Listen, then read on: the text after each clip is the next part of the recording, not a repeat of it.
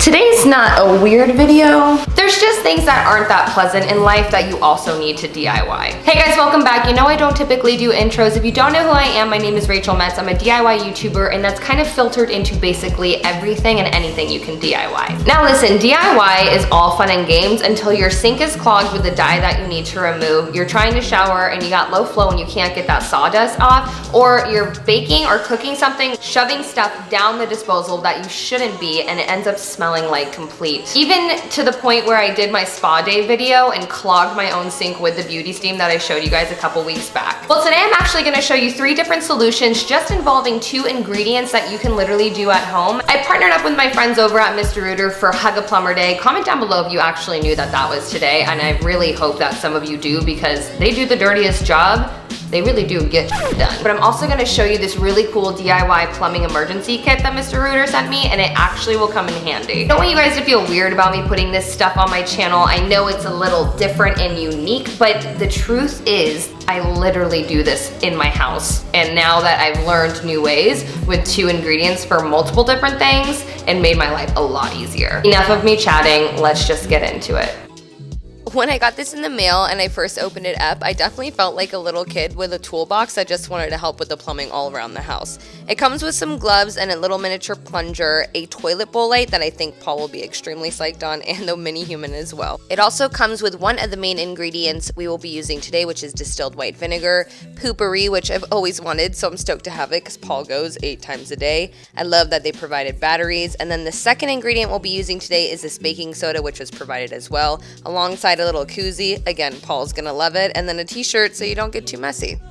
The first DIY plumbing solution I'm going to show you is when you have a clogged sink, and like I said, that beauty steam totally clogged this sink and made it run a lot slower than it should. So you need the distilled white vinegar, baking soda, and I'm going to add to this 1/3 cup measurement into this little box so I have this moving forward. You can tell by running the water that it's going to run at a slower pace, and that means there's something obviously clogged in there. What you got to do is just do 1/3 cup baking soda, 1/3 cup of vinegar, stir it together while it's fizzing, or you can pour them directly down your drain, and then take that mixture and let it sit overnight after you pour it. While I let that sit overnight, I decided to handle a couple other things, and the second one being the shower head. There's a lot of buildup and there's low flow once you turn it on, and you can see that it's actually kind of leaking, so we're going to use vinegar to solve this. I'm going to take my shower head off. If yours is not easily removable, just get a plastic baggie and a rubber band. I took the middle piece out, which is the piece we will be dunking in vinegar, and I'm going to clean the metal piece separately. You can see all of the buildup around all of the little triangle edges, and hopefully the vinegar is going to get rid of it.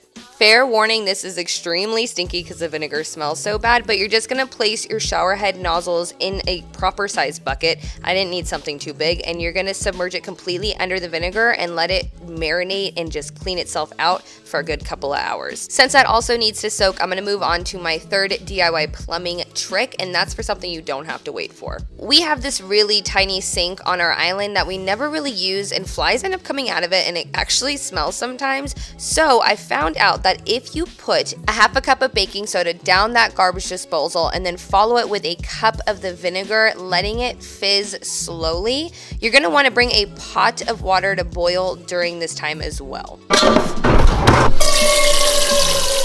When you do bring it to a boil, go ahead, take it off the stove and pour it down the drain slowly and carefully. The salt is an option, but you do want 2 cups of ice, and you want to put those down the drain first, and if you do have the salt on hand, add a cup to the top of it. Turn on your cold water, let that run, and flip on that garbage disposal and let it run through. Add a lemon or a 1/2 lime if you want to. I had perfect aim when I filmed this. I was pleasantly surprised. And legitimately after that, the funky smell that I've been like tracing down was gone. So that was super easy. This morning I did check the drain, and I just ran the water through, and it was fixed 100%. So this was before, and then this was after. As far as the shower, again, I was pleasantly surprised. At first, I was a bit discouraged because I thought like the buildup was still on there, but once I put it back together on the shower head and tightened it, it was working like brand new. This is after we soaked it in vinegar, and then you can see the before, the leak running off the back, way better.